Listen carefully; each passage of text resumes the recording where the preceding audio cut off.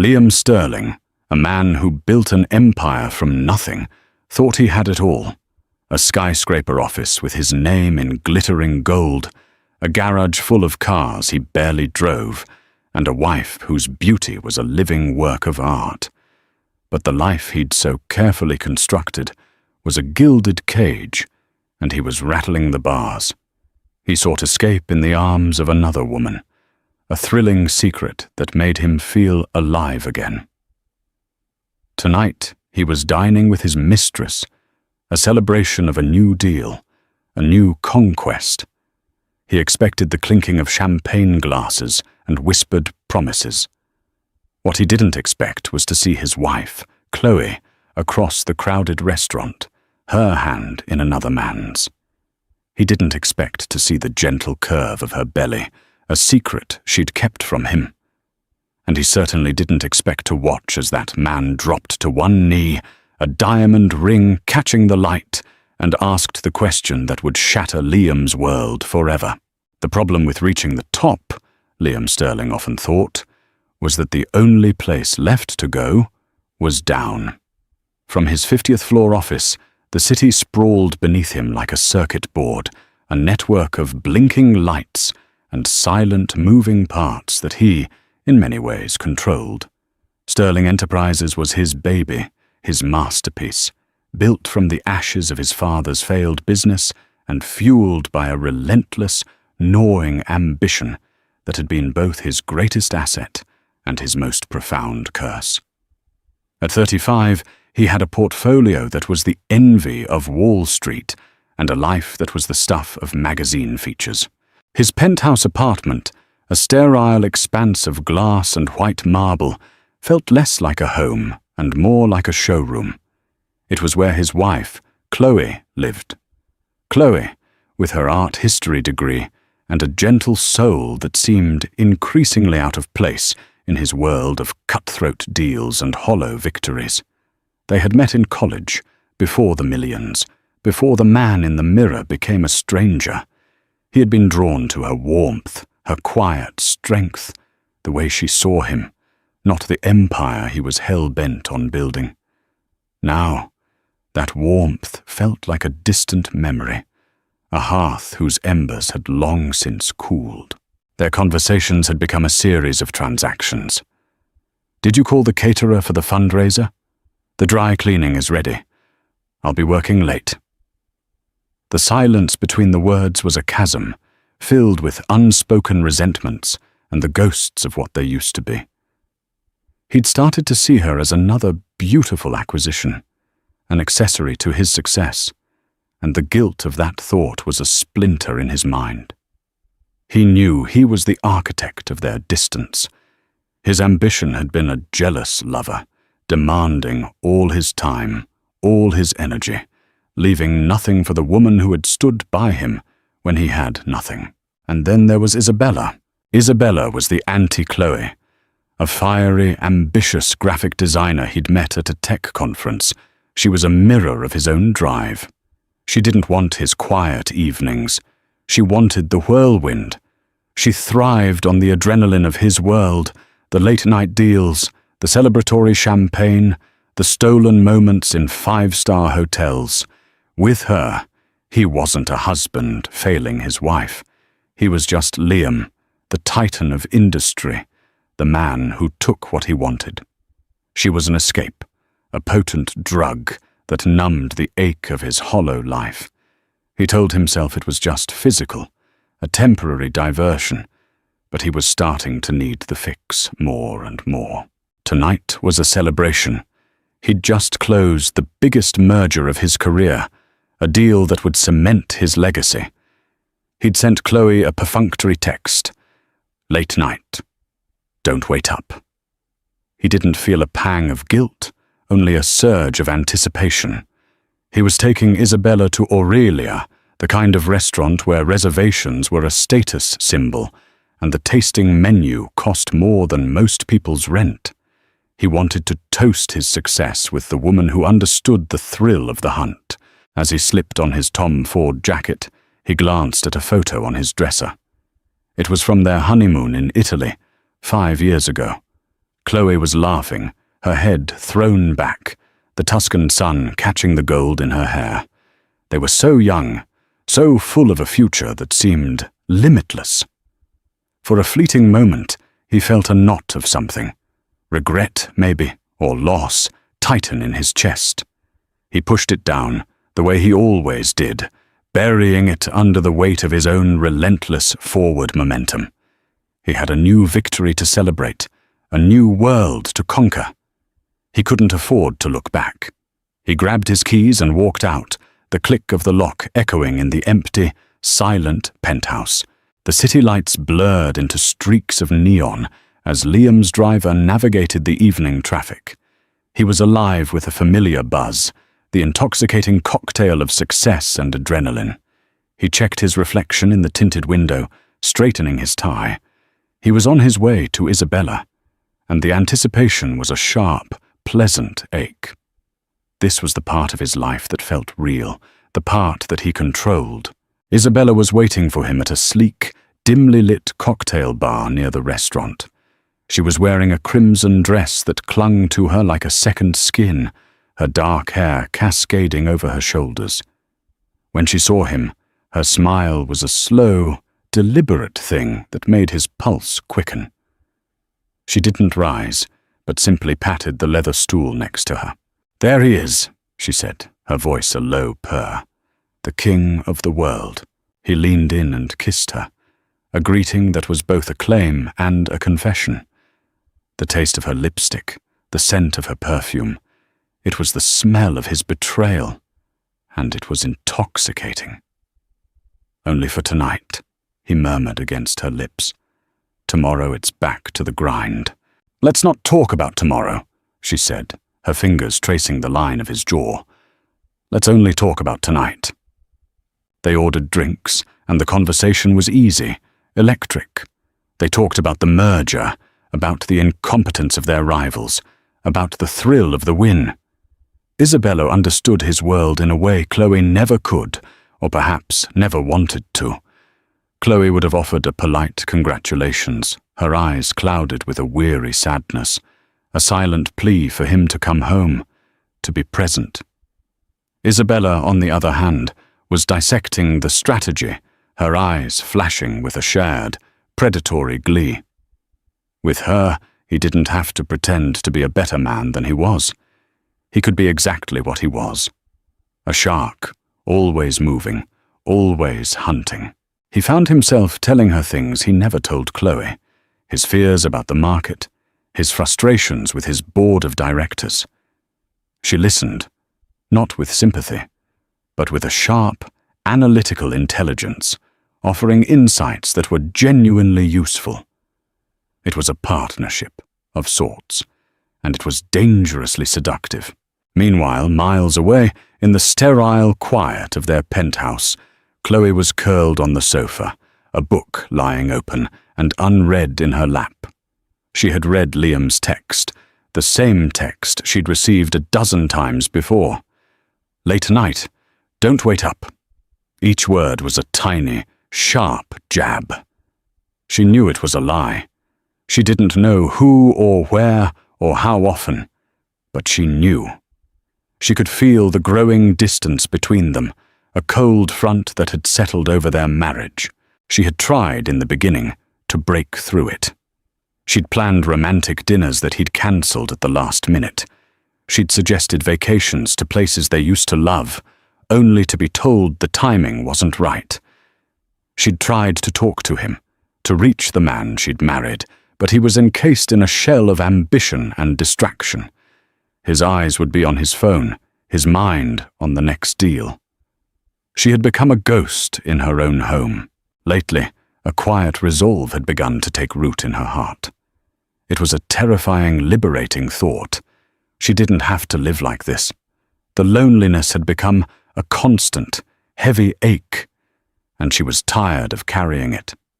A few weeks ago, she had reconnected with an old college friend, Julian Vance.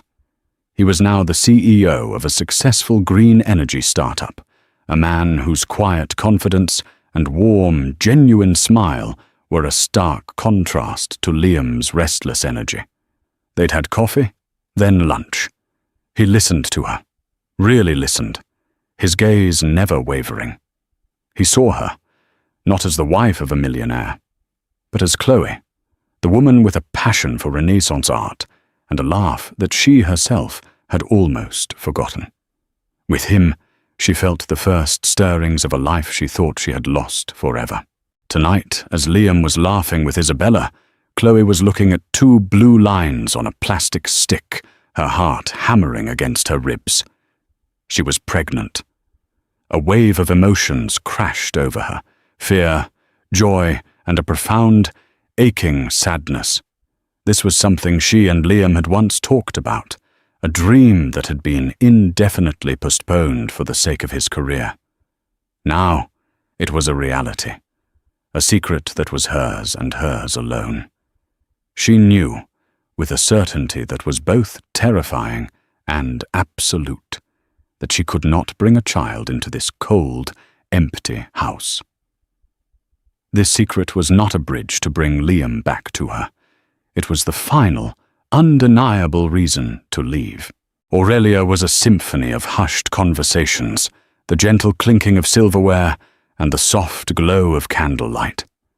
Liam and Isabella were seated at a secluded table, a bottle of vintage champagne breathing in a silver bucket beside them. He felt a sense of smug satisfaction, the master of his universe, with a beautiful woman at his side and the world at his feet. "To us," Isabella said, raising her glass, "and to the new Sterling Whitman empire." "To us," Liam echoed, touching his glass to hers. The champagne was crisp and cold, a perfect punctuation to his victory. He felt a rare moment of peace, a sense of having arrived. It was in that moment of self-congratulation that he saw her. Across the dining room, seated at a table by the window, was Chloe. For a split second, his brain refused to process it. It was like seeing a character from one part of his life inexplicably appear in another. She was wearing a simple, elegant blue dress, and her hair was swept up, revealing the graceful line of her neck. She looked beautiful. More beautiful than he had seen her in a long time. She was laughing, a genuine, unburdened laugh that he hadn't heard in years, and then he saw the man she was with. Julian Vance. Liam recognized him from a few charity galas, a rising star in the tech world. He was leaning forward, his attention completely on Chloe, his expression one of open admiration. A hot, ugly spike of jealousy lanced through Liam. What was she doing here, with him? As if in slow motion, Liam's gaze drifted down. And then he saw it. The gentle, unmistakable swell of her belly beneath the blue fabric of her dress. Pregnant. The word exploded in his mind, a deafening detonation that silenced the entire restaurant. Pregnant? How? When? The champagne turned to acid in his stomach. He felt the blood drain from his face. All the air seemed to have been sucked out of the room. He was suffocating.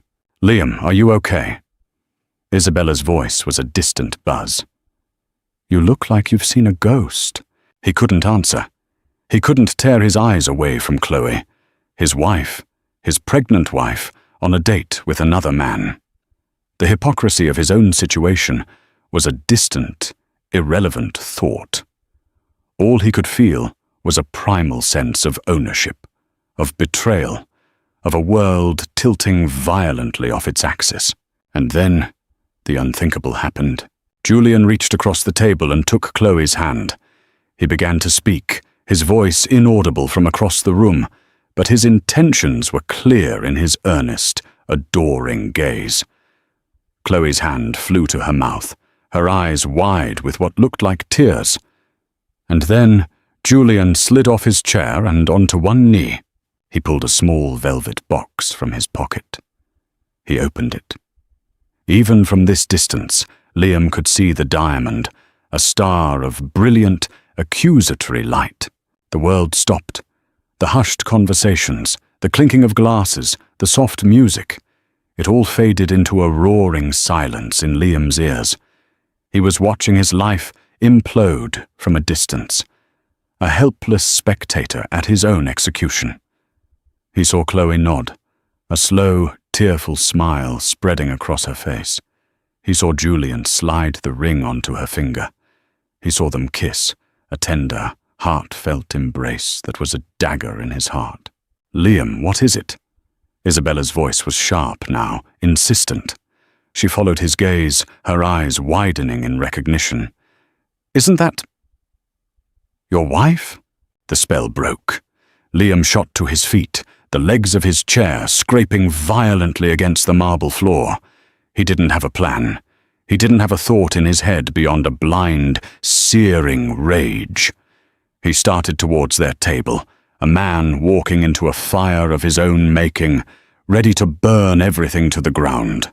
He moved through the restaurant like a man in a trance, oblivious to the curious stares and the waiter who tried to intercept him. His entire world had narrowed to that table by the window, to the sight of that ring on his wife's finger.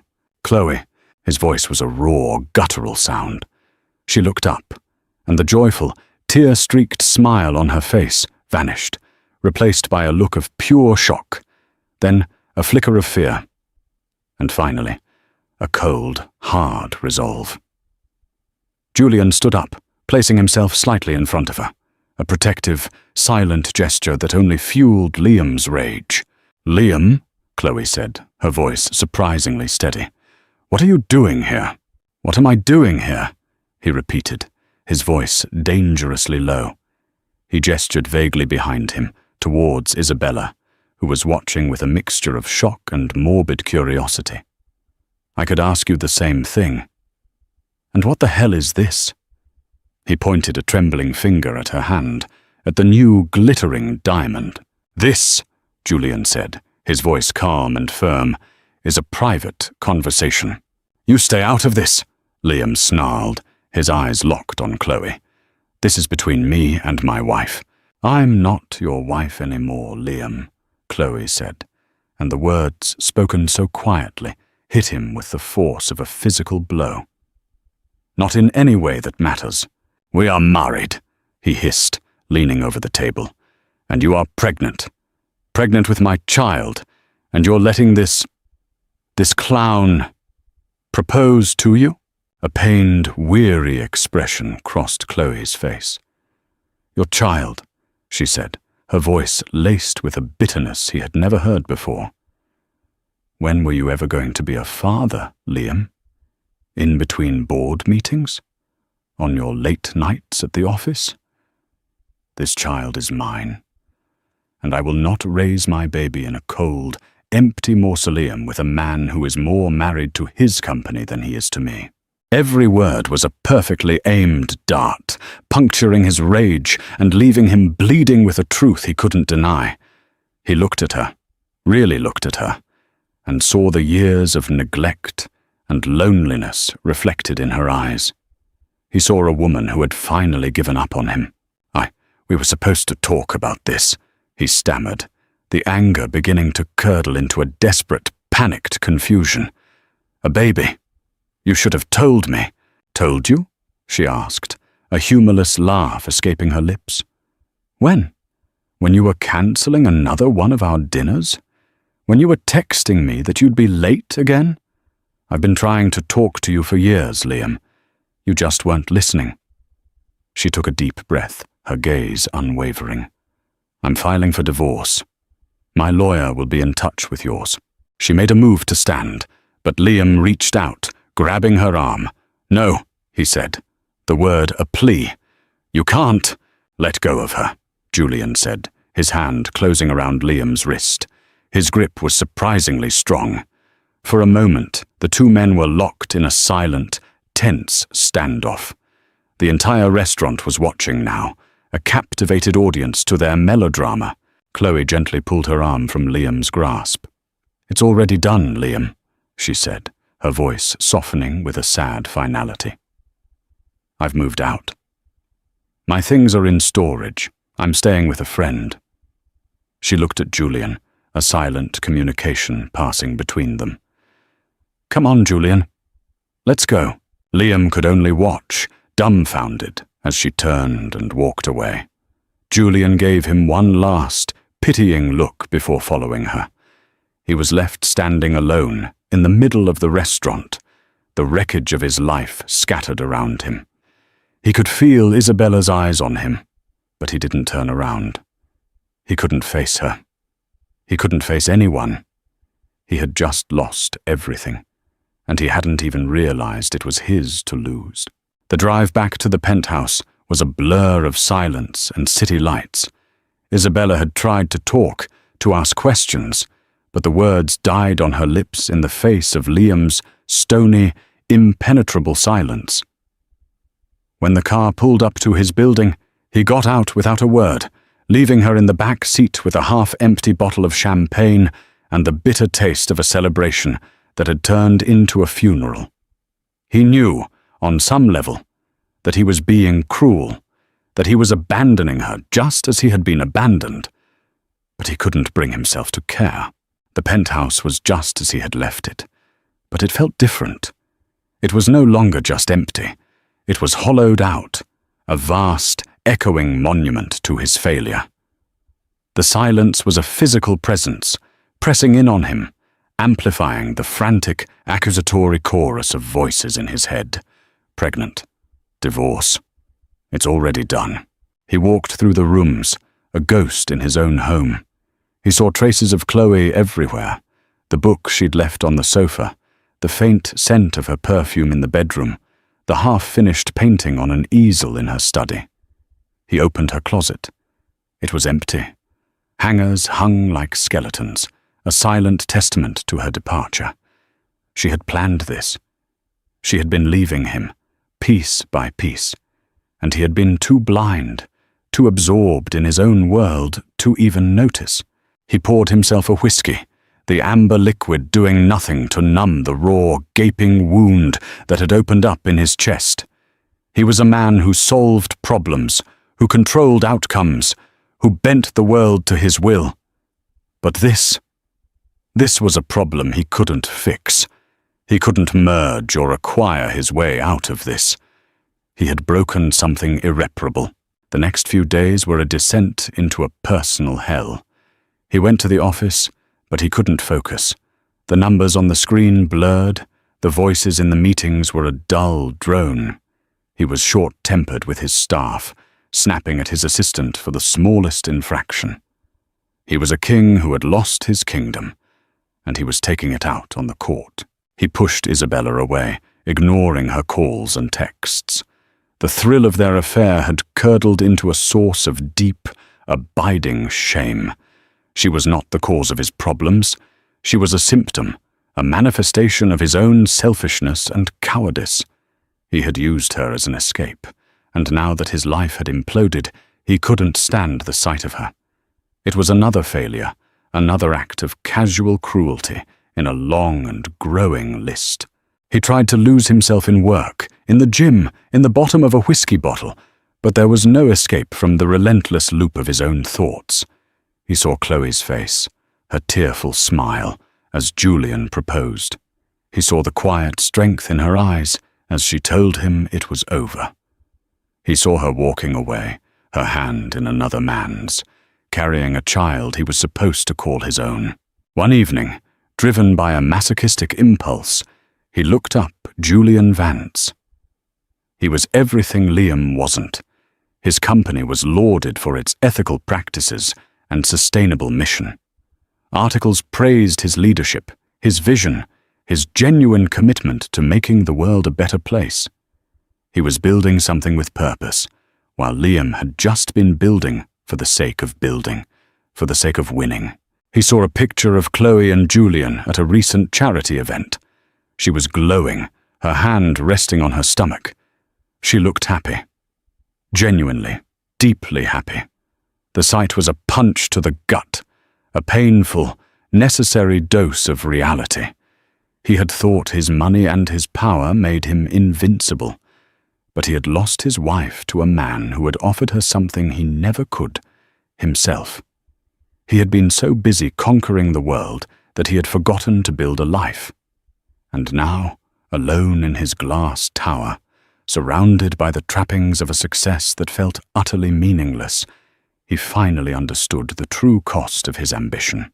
Rock bottom was not a fiery crash, but a slow, suffocating descent into absolute emptiness. Liam found it one Tuesday morning, staring at his reflection in the floor-to-ceiling windows of his office. He saw a man who had everything and nothing. The city below was his, but his world felt small, confined to the four walls of his own regret. He hadn't slept properly in weeks, fueled by a toxic cocktail of caffeine and alcohol. He was losing, at work, at home, at life, and for the first time, he didn't know how to turn it around. The call was an act of desperation. Mark, his old college roommate, was a therapist now, a path Liam had once secretly scoffed at. Now he was Liam's only lifeline. "I messed up, Mark," he said, the words feeling foreign and heavy on his tongue. "I messed up everything." He went to see him that afternoon. In the quiet, unassuming office, so different from his own corporate world, Liam finally let the walls crumble. He talked for 2 hours straight, the whole sordid story pouring out of him. The ambition, the neglect, the affair, the restaurant, the soul-crushing guilt. He didn't spare himself. He laid his failures bare, and for the first time, he didn't try to justify them. Mark listened, his expression calm and non-judgmental. When Liam finally fell silent, exhausted and hollowed out, Mark leaned forward. "What do you want, Liam?" he asked. The question stopped him cold. For years, his wants had been so clear. The next deal, the bigger building, the higher valuation. But now, "I want," he began, then trailed off. "I don't know. I want to undo it. But I can't." "You can't," Mark agreed. "But you can decide what you do next. Not as a CEO, not as a husband, but as a man. What kind of man do you want to be?" The question echoed in his mind for days. What kind of man did he want to be? He certainly wasn't the man he was now. He started to look at his life with a brutal honesty he had never allowed himself before. He saw the transactional nature of his relationships, the way he used people, employees, colleagues, even Isabella, as pawns in his game. He saw the hollowness at the core of his ambition, a relentless pursuit of more that had left him with less than he'd started with. He began to make changes, small at first.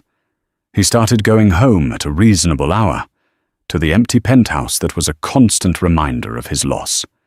He started exercising, not to punish his body, but to clear his head. He read books that had nothing to do with business. He was, in essence, learning how to be human again. One afternoon, he saw Chloe. He was walking through a park near her old art gallery, and he saw her sitting on a bench, sketching in a notepad. She didn't see him. She was focused, a small, serene smile on her face.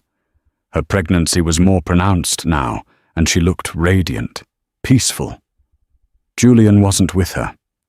She was just Chloe, the woman he had fallen in love with, the woman he had so carelessly lost. He felt a pang of his old, possessive jealousy, followed by a wave of profound sadness. But underneath it all, there was something new, a quiet, selfless gladness for her happiness. He wanted to go to her, to apologize, to beg for another chance. But he knew it wasn't about him anymore. He had forfeited his right to be the center of her world. He stayed for a moment, hidden by the trees, just watching her. And he realized what he wanted. It wasn't to win her back. It wasn't to reclaim what he had lost. It was something simpler and infinitely more difficult. He wanted to be a father to his child. He didn't know if it was possible. He didn't know if she would ever let him in. But he knew he had to try. Not for his own sake, but for the sake of the innocent life she was carrying. He had to become a man worthy of that role. He turned and walked away, not with the swagger of a CEO, but with the quiet, determined steps of a man on a new and far more important mission. It took Liam 2 weeks to build up the courage to contact Chloe. He didn't call her. He knew she would likely ignore it. Instead, he sent a carefully worded email to her lawyer, a formal, respectful request to meet. He wasn't asking for reconciliation. He was asking for a chance to discuss the future of their child. They agreed to meet at a neutral location, a private room in a quiet, downtown law office. When Liam walked in, Chloe was already there, seated at one side of a large mahogany table. Julian was with her, sitting not next to her, but slightly behind, a silent pillar of support. Seeing them together still sent a jolt of pain through him, but he pushed it down. This wasn't about him. "Chloe," he said, his voice quiet. "Thank you for agreeing to meet." She nodded, her expression unreadable. She looked tired, but resolute. "What do you want to talk about, Liam?" He took a deep breath, his hands clasped in front of him to stop them from shaking. "I want to talk about the baby," he said. "I know I have no right to ask for anything. I know I failed you, and I failed our marriage. I will live with that regret for the rest of my life, but I don't want to fail my child." He looked her directly in the eye, letting her see the genuine, painful sincerity he felt. "I want to be a father. I don't just mean financially.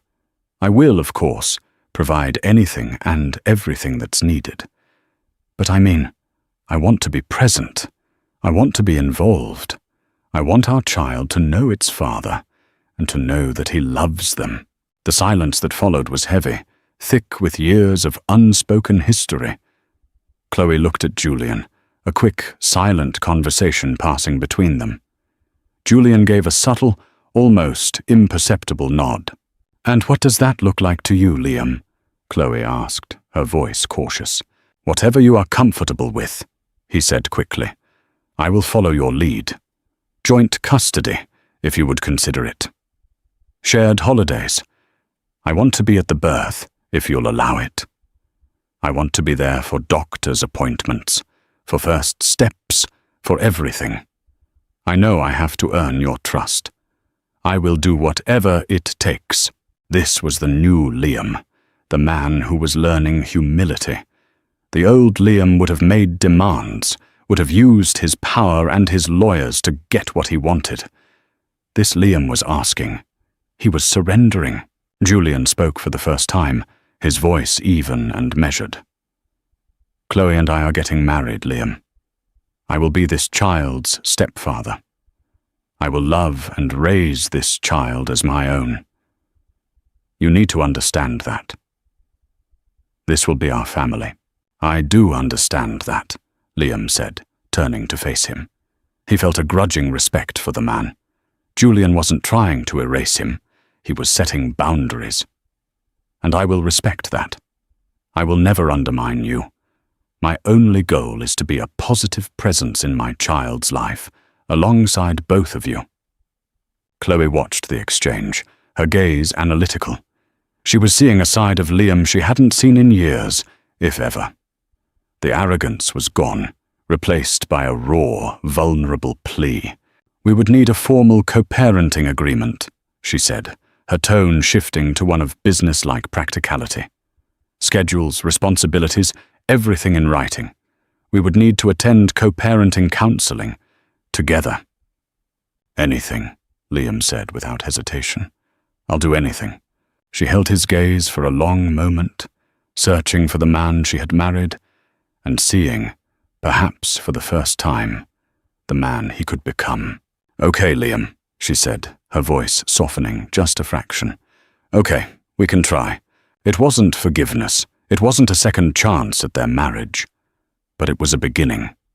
It was a crack of light in the darkness he had created. As he walked out of that office, Liam felt a profound sense of relief, followed by the daunting weight of the task ahead. He had a long way to go. But for the first time in a long time, he was on the right path. The months that followed were a masterclass in humility and patience for Liam. Co-parenting, he quickly learned, was a delicate, intricate dance of compromise and communication. The legal agreement was the easy part. The day-to-day reality was a minefield of old wounds and new boundaries. Their first co-parenting counseling session was excruciating. The therapist, a calm, steady woman named Dr. Anya Sharma, had them map out their expectations, their fears, their triggers. Liam was forced to listen, really listen, as Chloe articulated the years of loneliness and neglect he had inflicted. He didn't defend himself, he just nodded and apologized and promised to do better. The birth of their daughter, Lily, was a surreal, transformative experience. Chloe, in a gesture of profound grace, allowed him to be in the room, along with Julian. Watching Chloe's strength, her fierce determination, through the pain, filled him with a sense of awe he had never known. And when he held his daughter for the first time, a tiny, perfect being with a tuft of dark hair, his world shifted on its axis. The Sterling Enterprises building, the stock market, the deals, it all faded into insignificance. This was real. This was a legacy. The early days were a blur of scheduled visits and carefully coordinated handoffs. Liam's pristine penthouse was suddenly filled with the alien contraptions of baby care. A crib, a changing table, a mountain of diapers. He learned to change a diaper, to warm a bottle, to soothe a crying baby at 3 a.m. He was clumsy at first, terrified of doing something wrong. But with each visit, his confidence grew. He discovered a well of patience he never knew he possessed. He saw the dynamic between Chloe and Julian, and it was a constant, painful reminder of what he had lost. They were a team, a loving, supportive unit. Julian was a natural father, his gentleness with Lily a stark contrast to Liam's own awkward, hesitant movements. There were moments of jealousy, sharp and bitter, like when he would see Julian kiss Chloe goodbye, or watch the three of them leave the park as a family. But he worked through it in his sessions with Mark, learning to separate his regret for his failed marriage from his love for his daughter. His time with Lily became his sanctuary. He would read to her, sing her off-key lullabies, and just watch her sleep, his heart swelling with a love so pure and powerful, it almost hurt. He and Chloe found a new rhythm, a new way of communicating. Their texts were no longer about caterers and dry cleaning. They were about Lily's feeding schedule, her first smile, her new tooth. They were brief, functional, but they were a connection. At handoffs, they would sometimes linger for a moment, sharing a small anecdote about their daughter. The tension between them slowly began to ease, replaced by a cautious, respectful partnership. Liam's transformation was not lost on the world. His employees noticed a change. He was more present, more empathetic. He started a generous parental leave policy at his company, something he would have once scoffed at. He was still a shark in the boardroom, but he was no longer a shark in life. He was a father. And that had changed everything. He was building a different kind of life, one not measured in dollars, but in moments. A baby's giggle, a shared smile with the woman he had lost, the quiet, profound joy of being a dad. Lily's first birthday was a small, quiet affair, held in the backyard of the house Chloe and Julian had bought together. It was a warm, sunny afternoon, the air filled with the scent of cut grass and the sound of happy chatter from a handful of close friends and family. Liam arrived alone, a brightly wrapped gift in his hands.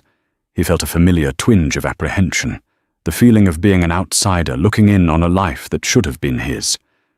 But as he walked through the side gate, Chloe saw him and offered a small, genuine smile. "Liam, you made it. I'm so glad. I wouldn't miss it for the world," he said, handing her the gift. He watched as Lily, a determined look on her face, took a few wobbly steps towards Julian, her arms outstretched. Julian scooped her up, showering her with kisses, and Liam's heart ached with a familiar mix of joy and sorrow. But today, the joy was stronger.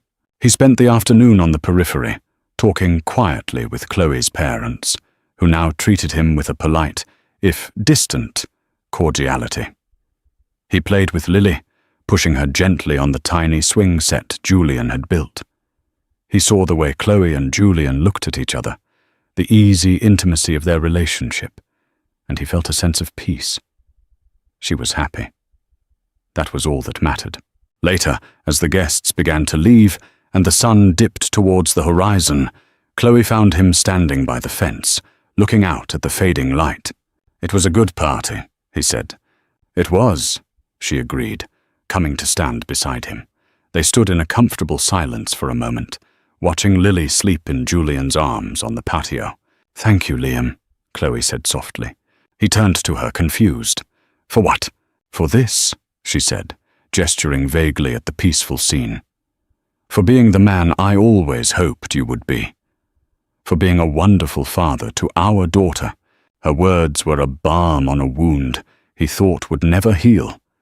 He had spent the last year trying to atone for his mistakes, not for praise, but because it was the right thing to do. To hear her acknowledge it meant more than any business deal ever could. "She's the best thing that ever happened to me, Chloe," he said, his voice thick with emotion. She saved me." Chloe reached out and, for the first time in over a year, she placed her hand on his arm. It was not a romantic gesture. It was a gesture of friendship, of forgiveness, of a shared history that had, against all odds, led them to this place of quiet understanding. "She's a lucky girl," Chloe said. "She has two fathers who love her more than anything." In that moment, under the soft glow of the patio lights, Liam Sterling, the millionaire, the titan of industry, finally understood the true meaning of wealth. It wasn't in a skyscraper or a stock portfolio. It was in this, a moment of quiet grace, of hard-won peace. It was the knowledge that even after the deepest betrayal, after the most painful loss, redemption was possible. They were not the couple they were meant to be, but they had become the family their daughter deserved. And that, he realized, was more than enough. This story is a reminder that it's never too late to change, that our biggest mistakes can lead to our most profound growth. It's about learning that true wealth isn't what you own, but what you build in the hearts of others. If this story of betrayal, redemption, and the hard road to co-parenting touched your heart, please give it a like and comment your thoughts below. Have you ever seen a second chance transform someone's life? Share this story with someone who needs to hear that it's possible to rebuild from the ashes. And don't forget to subscribe for more powerful real-life stories that explore the depths of the human heart. The rain wouldn't stop. Madison stood outside her parents' grand estate, belly round with the life she'd chosen, suitcase in one hand, and the front door shutting in her face. "We don't know you anymore," her father said, his eyes hard, "and we won't support this mistake." She didn't cry. Not this time. She just walked away, into a world where no one seemed to want a pregnant CEO who'd made one bad choice. No one. Until she met someone who had even less, and gave her more than she ever imagined. Madison Vale was 31 years old, head of a rising tech firm, and pregnant with a child her ex wanted nothing to do with. Her fall from power wasn't dramatic. It was quiet. One boardroom meeting canceled. One investor stepping back. One family dinner turning into silence. Her parents, always proud of her ambition, couldn't accept that ambition had led her here. Unmarried, emotional, and determined to keep the child of a man who had cheated on her and left the moment she told him she was pregnant. Now she was in a rusted-out rental car outside a small apartment complex on the wrong side of town, holding her breath because it was all she could afford.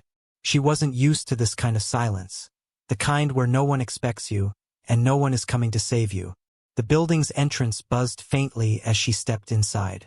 The air smelled like lemon disinfectant and old carpet. She climbed 3 narrow flights with her suitcase dragging behind her, legs aching from the pregnancy. The room she'd found online was smaller than her old office, but it had a door that locked and a window that let in light. That night, she cried for the first time in weeks. Not because she was weak, but because the strength had been draining out of her drop by drop, and no one had noticed. Downstairs, someone else was finishing their shift. Eli Carter, 33, janitor, widower, and single father. He lived in the apartment next door to hers with his 8-year-old daughter, Lily. By day, he worked maintenance.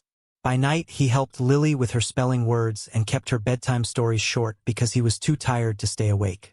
Eli noticed her the next morning. She was struggling to get a bag of groceries into her apartment. One handle ripped. An orange rolled across the hallway floor. Without a word, he picked it up and handed it to her. "New here?" he asked, voice deep but gentle. She nodded. "Madison, apartment 3B. Eli, 3A. That one's a little haunted." She blinked. He smiled. Joking, sort of. A small laugh escaped her, the first in weeks, and that's where something shifted, just enough to breathe again. Later that evening, Madison stood at her window watching a man tuck his daughter into bed, silhouetted against the curtain. It was so ordinary, so safe, and something inside her ached for that kind of ordinary. Not power, not headlines, just someone who kept showing up. Madison spilled water trying to fill her kettle, hands trembling. She hadn't slept in 2 days. Her back hurt. The baby wouldn't stop moving. She missed everything familiar, but mostly, she missed being seen. That morning, someone knocked, and when she opened the door, Eli stood there, holding tea bags, and a soft smile. No judgment, no small talk, just a man who knew what it meant to be tired and still show up. The apartment was quiet, but Madison's thoughts were not. She wasn't used to this kind of stillness, the kind that screamed in your ears. No meetings, no calendars, no cold-brewed coffee waiting on mahogany desks. Just toast, lukewarm water, and the rustle of the old heater. But every morning at 7:12 sharp, she'd hear Eli locking his door. Then the gentle voice of Lily asking, "Daddy, did you bring my lucky pen?" And every morning he did. They passed each other in the hallway. Polite nods, occasional smiles. But one morning, she found a note on her door. "Left a few things by your door. Hope it helps." Eli, there were 2 bags. One with groceries, eggs, bread, a small carton of milk, fresh fruit. The other held chamomile tea, prenatal vitamins, and a heating pad still in its packaging. She stood frozen for a minute. No one had done anything like that for her in a long time, not without a press release or hidden agenda. She knocked on his door. Eli answered with Lily at his side, holding a drawing of a cat in a space helmet. "You didn't have to do that," Madison said softly. "I know," he replied. "But sometimes we need help before we have the words to ask for it." Lily tugged at Madison's sleeve. "You can come in if you want. Daddy's making grilled cheese." It was the first time she stepped inside someone else's home since her world fell apart. Their apartment was small but warm, lived in, safe, and the smell of grilled cheese and tomato soup made her throat tighten. Over lunch, she learned Eli had been a janitor for 10 years, that he lost his wife, Claire, in a car accident 5 years ago, that Lily liked space shows and had an obsession with drawing cats doing impossible things. "Do you miss your job?" he asked, catching her gaze as she stirred her soup. She hesitated. "I miss the illusion of control, the way it made me feel powerful. I don't miss the masks." He nodded like he understood, because Eli didn't speak in polished sentences. He didn't interrupt. He let silence exist without trying to fill it.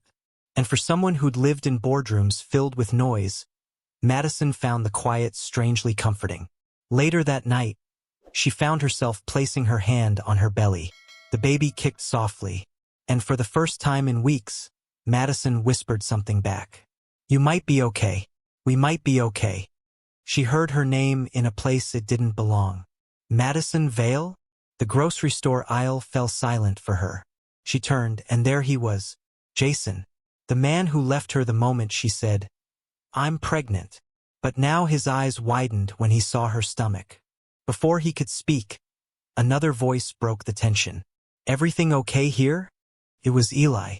He'd seen her, and in that moment, she wasn't alone. Madison hadn't planned to run into anyone from her old world. Not here, not in this part of town. She dressed down, pulled her hair into a bun, wore no makeup. She wanted to disappear into quietness. But ghosts have a way of finding you. Jason stood there, still in his designer jacket and that same smug half-smile she used to mistake for charm. "I thought you were." He hesitated. "You look different." "I am," she replied, cool but shaking inside. He glanced down at her belly. "Is it mine?" Before she could answer, Eli stepped forward, not aggressively, just protectively. "She's with me," Eli said, calm but firm. "And whatever you think you need to say, don't." Jason looked Eli up and down.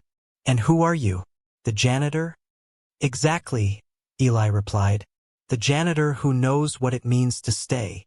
Jason scoffed, muttered something about ruined potential, and walked away, leaving the echo of his betrayal behind him. Back at the apartment, Madison leaned against Eli's kitchen counter, arms folded. "You didn't have to do that," she whispered. "I didn't like the way he looked at you, like you were disposable." "I was to him, not to me." She swallowed hard, unsure what to say. The words caught in her throat, and Eli, sensing it, changed the subject. "Lily made you something." Madison followed him to the fridge, where a crayon drawing of Madison stood beside Lily and Eli, 3 stick figures smiling under a sun. Madison's stick figure belly was big, and the baby had a crown. "She says your baby is going to be a queen," Eli said with a chuckle. Madison bit back tears. "She already is. She survived the storm." He turned to her gently. "And so did her mother." That night, Madison couldn't sleep. She sat by the window, hand on her belly, wondering how a man with nothing had become her only sense of safety. And if she let herself believe in this, even for a moment, would it last? Because love felt far away. And yet, when Eli laughed, when Lily hugged her, when she was offered soup and silence instead of pity, felt dangerously close.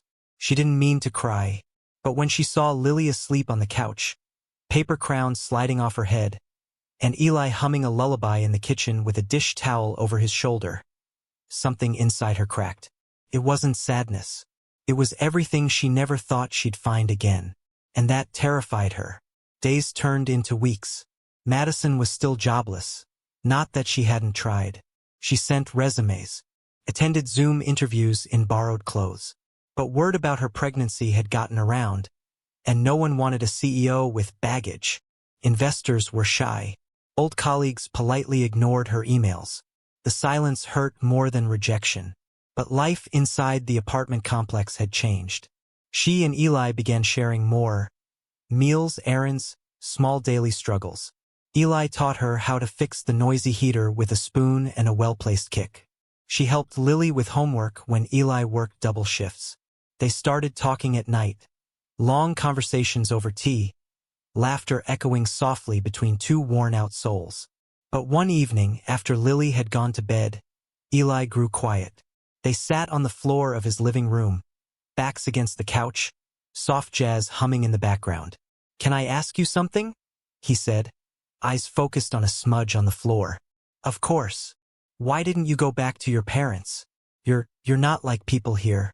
She let out a breath. "They disowned me, said I embarrassed the family, that no man wants a woman who makes her own decisions." Eli frowned. "That's not true. You don't know them." "No, but I know you." And those words sat heavy between them, comforting, terrifying. A few nights later, She knocked on his door, eyes red, hands trembling. "I just got a call from my father," she whispered. "They want me to give the baby up. Sign guardianship. They said they'll take care of everything if I do." Eli didn't speak. He just pulled her into the apartment and closed the door behind her. She didn't want to sit. She didn't want tea. She wanted someone to tell her it was okay to scream. So he did something else. He handed her a baseball bat. "Come with me." They went to the basement, found a pile of discarded furniture and boxes, and in the dim glow of the overhead bulb, Eli said, "Go ahead, smash something." She blinked. "What?" "Take it out on the chair, or the table, or the world." She hesitated, then swung, hard. The chair cracked, her breath hitched, and again, until she fell to her knees and sobbed, years of pressure spilling out all at once. Eli knelt beside her. No words, just a hand on her back, steady and warm. "You don't have to fight alone anymore," he whispered. Later that night, she fell asleep on his couch, clutching a pillow Lily had drawn hearts on.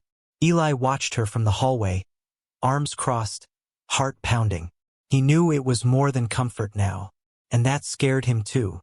He didn't mean for her to hear it. Eli stood in the hallway, phone to his ear, voice low. "She's different, Claire.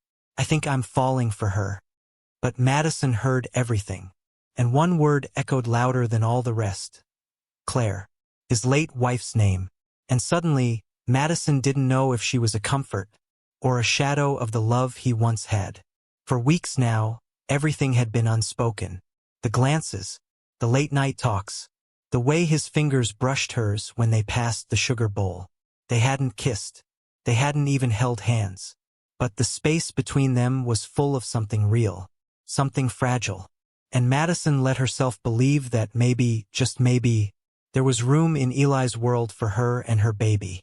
Until that night, she had left her door open slightly. A habit she'd formed so Lily could come in to show her drawings or bring over a bowl of popcorn. But instead of Lily, she heard Eli's voice. He was on the phone, pacing outside his door. "I didn't think I'd feel this way again," he said softly. "But she's strong and kind, and she's broken in places I want to help heal." A pause. "I don't know if it's right or fair to you, but I think I'm falling for her, Claire." Claire. The name spun in Madison's chest like a blade. She backed away quietly and closed her door. That night she didn't sleep. The ache wasn't jealousy. It was fear. Fear that she was just a chapter in someone else's healing, not a story of her own. The next morning, she packed a bag. Not all her things, just enough. Eli knocked around noon, a box of her favorite pastries in hand. "Lily wanted to surprise you." She opened the door, already holding her coat. "I need space," she said, voice flat. "What's wrong?" "I overheard you last night." His face shifted, not guilt, but something deeper. Sadness. "Madison, I can't be a replacement. I can't be second to a memory." "She's not a memory. She's part of my past. You're—" He stepped closer. "You're right now. You're the reason I breathe softer, smile easier." But Madison was already halfway down the stairs. She didn't look back. She checked into a small motel across town, stared at the cracked ceiling, held her belly close. Maybe her parents were right. Maybe no one wanted a woman with too much past and too many pieces. But later that night, a knock came at her door. She opened it and there stood Lily, alone, in pajamas, crying. "I don't want you to go," she whispered. "Daddy says he messed up, but I think he just doesn't know how to love again yet." Then she held out a folded piece of paper. It was a drawing. Madison, Eli, Lily, and the baby, all holding hands. Under the drawing, in Lily's careful handwriting, "Not replacing, just more love." She came back, not with apologies but with truth. "I don't want perfect. I just want real." And when he reached for her hand, their fingers trembled, but they didn't let go. Because sometimes love isn't about starting over. It's about continuing even with the scars. Eli sat on the edge of his bed, the silence in the apartment heavier than it had ever been. Lily was asleep, clutching the picture she drew, and his chest ached. Not from guilt, but from the unbearable stillness of someone who'd learned to live alone and was suddenly terrified of losing the thing he never thought he'd find again. He didn't call Madison, didn't chase her, because part of him believed he didn't deserve her. But Madison wasn't gone. Not really. She spent the night at the motel, the drawing pressed against her heart. She couldn't stop replaying Lily's words. Not replacing, just more love. That morning, as the sun broke through the dusty blinds, Madison made a decision. She wasn't going to run anymore. She knocked on his door just after 8 a.m. Eli opened it, still in his t-shirt, eyes wide. "You came back," he breathed. She nodded. "Not to fix things. Not to erase anything. Just to say something I should have said earlier." He stepped aside. She walked in. They stood in the kitchen, the same spot where so many things had begun. "I was scared," she said, "of being someone's second, of being a chapter instead of a whole story." "You're not a chapter," he said quickly. "You're the book I didn't know I'd ever get to read." She smiled through tears. "And Claire, she's not a threat to me. She's part of you. And if I love you, which I do, I need to love all the pieces." Eli blinked, then stepped forward, gently cupping her face. "I love you, Madison Vale," he whispered. "Not because you're broken, but because you kept standing when everything tried to break you." She laughed softly. "I'm really pregnant, you know? This is the worst time to fall in love." "Or the best," he said, and then he kissed her. It wasn't rushed. It wasn't desperate. It was quiet and warm, and exactly what both of them needed to believe in again. 6 months later, Lily stood on the hospital bed, holding a pink onesie. "Daddy says you named her Hope," she said to the tiny bundle in Madison's arms. Madison smiled. "Because she's what brought us back to life." Eli kissed her temple, his arms wrapped around both of them. Outside, the world was still uncertain. Bills still piled up. The heater still rattled. But love had come to stay. Not in grand gestures or fairy tales, but in grilled cheese dinners, hallway conversations, and second chances. Because sometimes, love doesn't knock. It quietly opens the door and stays.